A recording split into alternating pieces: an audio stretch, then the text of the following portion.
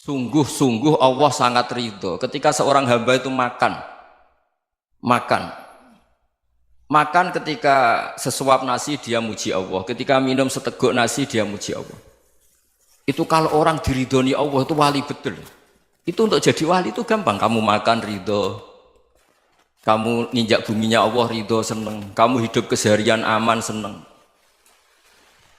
Nah ini supaya sampean kita semua ngaji betapa panduan Rasulullah untuk menggapai ridho Allah itu banyak yang keseharian sekali. Saking kesehariannya banyak dalam hadis dan itu sahih. Nabi menyebut hal-hal yang keseharian. Hatta ma tas'alu fi imra'atika, kamu punya uang kemudian istri kamu bisa makan itu ibadah. Bahkan sebagian ibadah itu dicontohkan Nabi yang akhirnya diprotes sahabat. Yaitu wa fi buti ahadikum sedekah, kamu menggauli istri kamu itu ya sedekah. Sampai sahabat bilang yang benar ya Rasulullah. Ayati ahaduna syahwatahu wa huwa lahu ajrun. Masa urusan biologis, urusan syahwat kemudian dia dapat pahala. Nabi menjawab, alai salawadu'aha fi haramin akana alaihi wisrun. Bagaimana kalau dia meletakkan ke yang tidak benar itu kan dosa. Nah, hal-hal seperti ini yang saya ingin teman-teman semua. Saya juga agak ingin ngaji demi Anda juga agak ingin. Itu dosa sekali ngaji kok pesanan kelompok tertentu itu enggak boleh. Islam itu untuk semua. Jadi ya cuma karena di depan saya jenengan ya seakan-akan jenengan korbannya. Itu ada ilmunya dalam usul fikih itu. Jadi orang itu harus ngaji usul fikih. Nama yang disebut, mungkin Mas Sufyan masih ingat zaman ngaji usul fikih. Nama yang disebut itu tidak jaminan sebagai prioritas perintah. Jadi misalnya gini, kebetulan yang di depan Nabi itu Abu Dzar. Nabi ya bilang, ya Abu Dzarin ini uhibbuka misalnya, atau ya Mu'ad ini uhibbuka, atau ya Abu Hurairah ini uhibbuka misalnya. Banyaklah riwayat yang Nabi nyebut ya Abu Dzarin, ya Mu'ad, ya Abu Hurairah.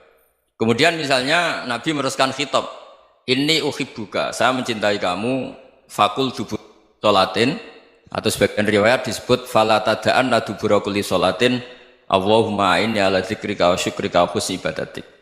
Saya mencintai kamu, siapa saja, Mu'ad bisa, Abu Dzar bisa siapa. Saya mencintai kamu, mohon kalau habis sholat kamu jangan lupa wiridan Allahumma inni ala dzikrika wa syukrika wa husni ibadatik. Ya Allah, tolong kami permudah supaya mudah ingat engkau. Anda tidak bisa mentang-mentang, wong nama saya Parmin, nama saya Purnomo, itu yang diperintahkan Mu'ad misalnya. Jadi yang disebut satu, tapi khitab itu untuk siapa saja. Saya teruskan ya. Jadi saya mohon semua kita melakukan kebaikan itu, kalau dalam kaidah fikih disebut al yakin la yuzalu bisyak. Banyak kebaikan yang kebenarannya itu 100%. Tidak punya efek samping ke pihak lain, ke kelompok lain, ke komunitas lain. Itu tadi misalnya Anda makan, dan itu murah sekali, hanya butuh satu piring. Setiap punyaan kamu muji Allah, setiap minum kamu muji Allah. Itu redaksinya Rasulullah SAW disebut, Allah sangat ridho ketika seorang hamba makan, kemudian dia memuji Allah. Atau minum, kemudian dia muji Allah. Logikanya gampang, negara seperti ini yang kamu harapkan bentuknya kayak apa, mertua, ipar, komunitas, tetangga, itu nyata terjadi itu kan belum pasti. Sementara yang mesti terjadi adalah kamu butuh makan, kalau tidak mati.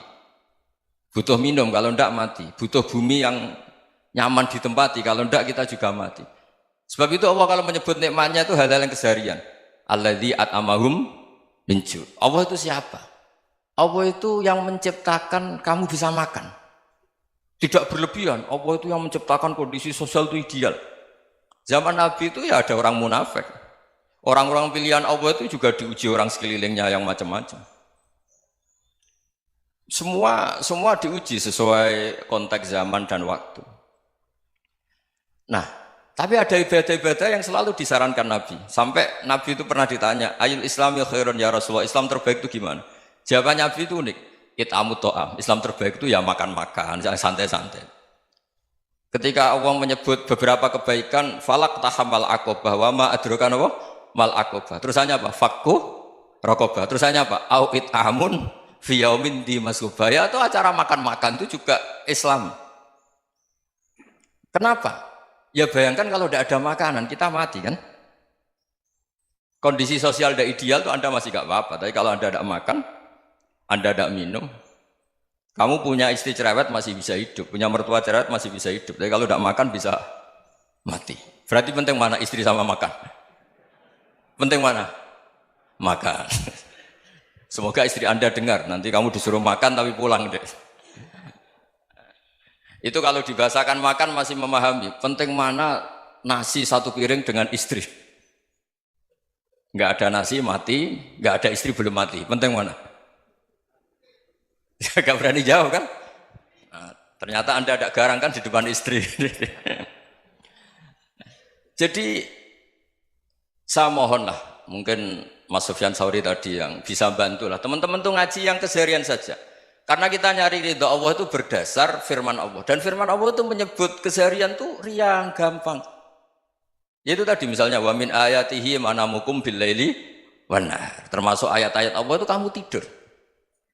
Maka dulu itu ada guyonan, ada tokoh Mu'tazilah, kelompok dalam Islam yang berpikir manusia itu bisa menentukan ikhtiarnya sendiri. Karena saya bisa duduk, ingin berdiri, berdiri. Karena kelompok ini nggak terima kalau semua kehendak Allah, nanti bagaimana kalau semua kehendak Allah kok ada hisab ya, ada sanksi. Lucunya itu, dia akhirnya, ini cerita ya, mencintai seorang perempuan, cantik sekali. Dan itu dia menjadi ahli sunnah itu oleh hal-hal yang sepele. Karena istrinya cantik, ya namanya suami istri itu hubungan intim. Terus ditanya, Mas, masih ingin lagi? Masih. Silahkan diulang lagi. Wah ya tidak bisa. Katanya manusia bisa menentukan yang diinginkan. Itu tobat itu. Itu nggak bisa ditobatkan Mas Sufyan Ats-Tsauri. Orang cantik yang mudah nobatkan orang itu orang cantik. Segampang itu. Akhirnya kita tahu, makanya kalau dalam kitab Hikam itu disebut al-aqil mayyakul madza yaf'alu wa hubi wal ghafil mayyakul madza af'al. Orang yang punya akal karena sadar ini wilayah Allah, semua milik Tuhan. Itu dia tiap hari berpikir, besok Allah akan melakukan apa terhadap dunia ini. Kamu merencanakan suatu mau plesir, ternyata gempa. Mau wisata ke Rusia, ternyata perang. Kamu tidak pernah tahu apa yang akan terjadi besok. Wa ma tadri nafsum madza taksibu ghadan. Tapi anda semua kita ini sering punya jadwal permanen. Makanya saya kalau diundang siapa saja, bisa takdir. Yang jelas Gus ini acara penting. Ya masih acara penting nak pangeran ngersakno piye? Kowe ape dadi pangeran, kamu kok mau jadi Tuhan? Itu kadang ya kiai. Penting Gus acara ini jenengan harus memastikan bisa. Loh kamu itu yang ngajarin tauhid, sesuatu itu biadillah kok bilang-bilang apa pasti. Kalau maksa terus tak tobatkan kamu kata saya. Ya kalau gitu Gus bilang insya Allah. Wah itu hati saya, fisik saya, roh saya sudah bilang insya Allah. Tidak usah kamu latih kata saya. Nah hal-hal tauhid keseharian itu gampang sebetulnya. Wal ghafil yaqulu madza af'al. Tapi orang yang lupa Allah dia setiap hari bilang besok apa? Kita bisa melakukan apa? Seakan-akan dia itu aktor, dia penting, dia subjek permanen, dia. Padahal kita ini hanya objek kehendak Allah Subhanahu wa taala. Karena kita yakin sesuatu yang terjadi di alam raya ini kita tidak bisa apa-apa. Makanya saya sering ngaji, sering bilang saya, ketika Anda mensifati Allah, dia yang menghidupkan. Sudah itu tanamkan, sehingga ketika kita mati, santai saja. Kenapa santai? Allah punya cara menghidupkan kita. Zaman kita hidup juga gak tahu caranya ngelola jantung, ngelola paru-paru. Kamu juga gak tahu ngelola oksigen yang tidak beracun, tidak mengandung polusi. Tahu-tahu hidup. Gak ingin tua ya tahu-tahu tua, gak ingin mati tahu-tahu mati. Selama ini kita hidup juga gak tahu apa sebetulnya. Hanya gaya tok, punya jadwal, punya planning. Kalau kamu bisa menentukan pilihan Anda, pasti Anda istrinya cantik, 4 neriman semua, kona'ah semua. Nyatanya enggak kan? Ada 1 jelek, cerewet. Oh itu kan, nyatanya enggak bisa apa-apa Anda kan? Dan kamu bawa mati lagi. Itu kan, istri Anda juga gitu, punya keinginan, punya suami yang ganteng, yang jabat, yang neriman, yang enggak poligami. Ya enggak kesampaian juga. Kalau kita ngitung tingkat kegagalan kita itu gagal terus. Ya kan? Nah, terus ingat Allah, madza yaf'alu wa hubi. Orang yang punya akal selalu berpikir Allah itu menghendaki apa terhadap saya. Lalu sama-sama orang ngelihat orang yang serius, itu kata Anda itu pemikir berat, serius. Senang punya tokoh yang merengut karena kamu anggap serius. Tapi sebagian orang anggap orang yang serius itu wong merengut, wong masam, wong muka kok ditekuk. Jadi sama Itu hati, ya muqallibal qulub tsabbit qalbi ala dinik. Karena kita nggak tahu cara berpikir kita tentang orang lain, tentang sekeliling kita. Misalnya kita orang baik yang jenis ngrumat fakir miskin. Ada orang bangun masjid mewah itu janggal. Apa artinya masjid mewah kalau banyak orang kelaparan? Tapi kalau yang jenis pendidikan apa artinya masjid mewah kalau tidak bisa ngaji? Nanti yang jenis infrastruktur apa artinya ini kalau semuanya punya sudut pandang yang berbeda-beda. Dan Islam mengapresiasi semua kebaikan. Tapi katakan semua kebaikan itu adalah kehendak Allah Subhanahu wa taala. Karena apapun baik Anda itu pakai fasilitas yang diberikan oleh Allah Subhanahu wa taala. Sehingga ini yang disebut kulillah sumadarhum fi khawdihim yal'abun. Ya kembali tadi ke tema-tema bahwa keseharian Anda ini sudah Islami. Saat Anda tidak bisa melakukan apa saja. Saya sering ada jenazah, biasanya kalau tetangga meninggal saya sering disuruh ngelepas. Saya bilang orang ini baik karena sering ngelamun di rumah, sering nganggur di rumah. Ditanya sama anaknya, kenapa Gus nganggur baik? Ya kalau dia nganggur artinya juga agak berbuat sesuatu yang maksiat kan? Ya kan, orang nganggur di rumahnya ya tidak bunuh orang, tidak maling, tidak korupsi, ya namanya nganggur di rumah. Lah cuma istri cara pandang nganggur gak menghasilkan uang itu, tapi juga gak menghasilkan kriminal kan? Jadi sebenarnya Islam itu cara, makanya kalau sampai ngaji usul fikih itu ada kitab usul fikih namanya Lubul Usul, itu terkenal sekali di pesantren itu. Itu kalau ngapresiasi keseharian itu luar biasa. Izma min mubahin illa wa yatahaqququ bihi tarku haramimma. Karena keseharian yang mubah saat Anda lakukan itu ada kehebatan yang luar biasa, yaitu meninggalkan haram. Makanya dulu banyak orang-orang alim ketemu temannya itu guyon sampai semalaman. Itu biasanya yang semangat Islam itu kiai kok tidak tahajud, kiai kok tidak witir. Orang yang sedang mapan uangnya banyak, malam itu tidak kelayaban itu sudah luar biasa. Melawan nafsu supaya tidak maksiat itu sudah luar biasa. Supaya lupa guyon sama temannya semalaman sampai subuh. Gejolak-gejolokan kenang zaman miskin, zaman kuliah nggak jelas, zaman apa. Melihatnya jangan tarkut tahajud. Seperti ini meninggalkan tahajud, tapi meninggalnya ini talkul muharramat. Jadi kayak apa hebatnya? Sehingga Imam Ghazali punya riwayat yang agak unik. Hatta takuna ibadatu akhiri hadil ummah iku an-naum. Sehingga suatu saat ibadah terbaik umat ini itu tidur. Itu kan riwayat kontroversi. Ketika Imam Ghazali tanya, kenapa iya? Kenapa kamu mulai keluar dari rumah itu sudah banyak maksiat? Melihat perempuan yang enggak mahram, melihat fenomena. Tapi kalau kamu tidur itu enggak melihat apa-apa. Tapi juga kamu jangan nganggap tidur itu ibadah betul. Saatnya melakukan fardu ain malah masih tidur. Tapi itu sudut pandang yang menjadikan kita Islam itu gampang. Jadi saat Anda tidak bisa aktivitas apa-apa, misalnya ada beberapa orang yang lumpuh. Lumpuh itu memang nggak bisa Jumatan, nggak bisa ibadah, tapi dia juga nggak bisa maksiat. Tidur itu memang Anda saat itu tidak bisa tahajud, tidak bisa witir, tapi saat itu ada zina, ada maling, tidak gosipkan orang, tidak bully orang, tidak menanamkan kebencian, tidak hasud. Sehingga tidur menurut Allah Ta'ala wa min ayatihi manamukum billaili apa?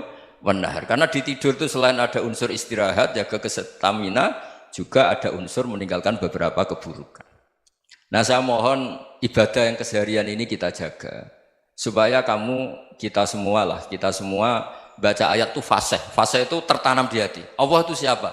Alladzi at'amahum min ju'i wa amanahum min khauf. Dan Allah kalau cerita di Quran itu anna sababnal ma'a sabba thumma syaqaqnal ardhan wa syaqqa fa ambatna fiha habba wa inaba wa qadba wa zaituna wa nakhla wa hadaika hulba. Kamu tahu saya ini siapa, kata Allah. Saya ini adalah Tuhan yang menurunkan air, kemudian ada tanaman banyak. Habba wa inaba wa qadba, ada zaitun, ada tin, kalau orang Jawa mungkin ada tela, ada padi, ada mangga, ada pisang. Sudah. Wa inaba wa zaituna wa nakhla wa hadaika hulba, ada perkebunan yang lebat. Tujuannya apa? Mata Allahkum, silahkan kamu pakai, kamu nikmati. Tapi karena kadang kita ini punya ide-ide besar. Tadi untuk syukur saja nunggu punya istri riman, rumah baik, tetangga baik, komunitas baik, semuanya baik baru syukur. Lama-lama nanti ada di surga, syukurnya nunggu surga paling kelas A. Itu sudah ada yang menghuni Rasulullah, kamu nggak boleh di situ. Masa untuk syukur saja? Repotnya Masya Allah. Jadi mohonlah Quran yang kalau Anda hafalkan juz sama itu kan ada ayat-ayat yang kayak tadi. Ya, fal yanzuril insanu ila ta'ami. Coba lihat Apa yang kamu makan ya? Dari mana? Dan untuk mempertahankan hidup kamu keseharian. Jadi jangan kira ibadah itu harus membentuk komunitas yang versi Anda. Ibadah itu harus yang hal yang mulu-mulu. Kesehariannya Anda alami. Loh ini saya tidak bikin-bikin. Saya ngaji bukan karena berdasar pesanan. Itu ayat yang saya baca kan betul ada ayatnya kan. Fal yang dzuril insanu ila tu'ami anna sobabnal ma'a sobba thumma syaqqaqnal ardo syaqqa fa ambasna fiha habba wa inaba wa qadba wa zaituna wa nakhla wa hadaika ghulba. Terusannya apa? Mata'al lakum, silakan kamu nikmati. Mata itu silakan kamu nikmati. Ya kayak sampean dikasih hidangan ya makan. Ya sudah makan, habis makan ya minum, habis itu ngantuk ya tidur. Ya sudah normal-normal saja. Kayak apa indahnya Islam? Tapi Anda mencari Islam yang gimana lagi? Nah itu yang diajarkan guru-guru kita, diajarkan sanad kita sampai Wali Songo, sampai Rasulullah SAW. Bahwa pada akhirnya ada jihad, ada perang. Itu dulu memang perang, bukan membunuh, beda. Dulu kita dijajah Belanda ya perang, dan itu normal karena kita dijajah. Jadi ketika orang lain ingin baik sama kita, wa in ahadum minal musyrikin astajaroka ya fajirhu hatta yasma'a kalam Allah. Kalau mereka ingin baik ya kita baik. Makanya ada istilah mustakman, mu'ahad. Kalau mereka ingin damai, berdampingan dengan kemajmukan ya itu yang lebih baik. Karena memang Islam menghormati proses perdamaian. Wa in janahu lis-salmi ya fajnah lah. Kalau ingin damai ya kita harus